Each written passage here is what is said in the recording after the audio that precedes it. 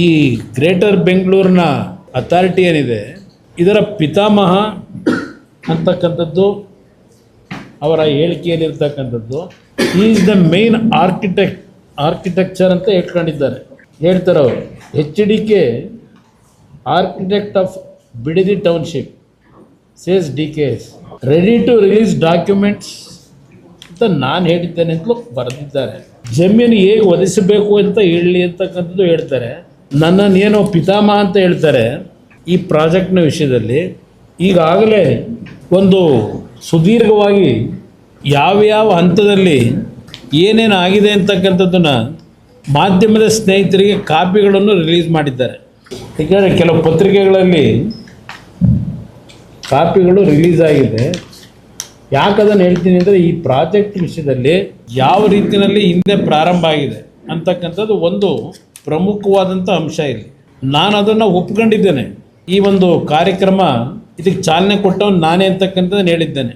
5 ಟೌನ್ಶಿಪ್ಗಳನ್ನು ಪ್ರಾರಂಭ ಮಾಡ್ತಕ್ಕಂಥ ನಿಟ್ಟಿನಲ್ಲಿ ತೀರ್ಮಾನ ಪ್ರಾರಂಭಿಕ ಹಂತದಲ್ಲಿ ಮಾಡಿದ್ದು ನಾನೇ ಅಂತಕ್ಕಂಥದ್ದು ಭಾಳ ಸ್ಪಷ್ಟವಾಗಿ ಹೇಳಿದ್ದೇನೆ.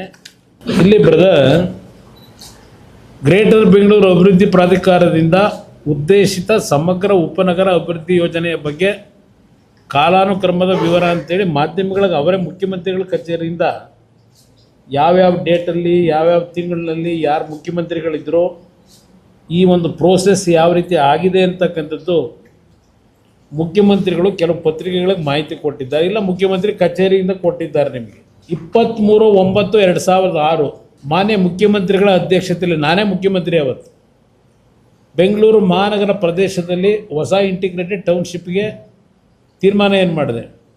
ನಂದಗುಡಿ ಹೋಬಳಿ, ಕಸಬಾ ಹೋಬಳಿ, ರಾಮನಗರ, ಬಿಡದಿ ಹೋಬಳಿ, ರಾಮನಗರ, ಸೋಲೂರು ಹೋಬಳಿ, ಮಾಗಡಿ, ಸಾದ್ನೂರು ಹೋಬಳಿ, ಕನಕಪುರ. ಇದು 23/9/2006 ಮುಖ್ಯಮಂತ್ರಿಗಳ ಅವಧಿ ಕುಮಾರಸ್ವಾಮಿ ಇದ್ದಿದ್ದು ಅಂತಕ್ಕಂಥದ್ದು ಹೇಳಿದ್ದಾರೆ. ಮೊದಲನೇ ಪ್ರಾರಂಭ ಆದದ್ದು 18/10/2006 ಸರ್ಕಾರದ ಅಧಿಸೂಚನೆ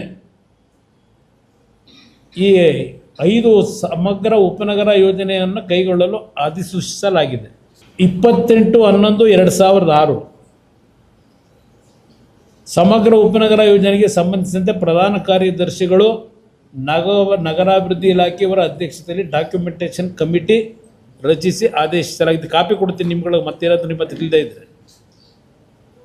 ದೆನ್ 29/11/2006 ಉದ್ದೇಶಿತ ಟೌನ್ಶಿಪ್ ಯೋಜನೆಗಾಗಿ ಘೋಷಿಸಲ್ಪಟ್ಟ ಗ್ರಾಮಗಳಲ್ಲಿ ಯಾವುದೇ ಪ್ರಾಧಿಕಾರವಾಗಲಿ ಅಥವಾ ವ್ಯಕ್ತಿಯಾಗಲಿ ಬೆಂಗಳೂರು ಮಹಾನಗರ ಪಾಲಿಕೆ ಪ್ರದೇಶಾಭಿವೃದ್ಧಿ ಪ್ರಾಧಿಕಾರದ ವತಿಯಿಂದ ಪೂರ್ವಾನುಮತಿ ಪಡೆಯದೆ ಯಾವುದೇ ರೀತಿಯ ಅಭಿವೃದ್ಧಿಗೆ ಅನುಮತಿಸತಕ್ಕದ್ದಲ್ಲ, ಕೈಗೊಳ್ಳತಕ್ಕದ್ದಲ್ಲ ಅಂತಕ್ಕಂಥದ್ದು ಹೇಳೋದು ಒಂದು ಆದೇಶ ಹೊರಟಿದೆ.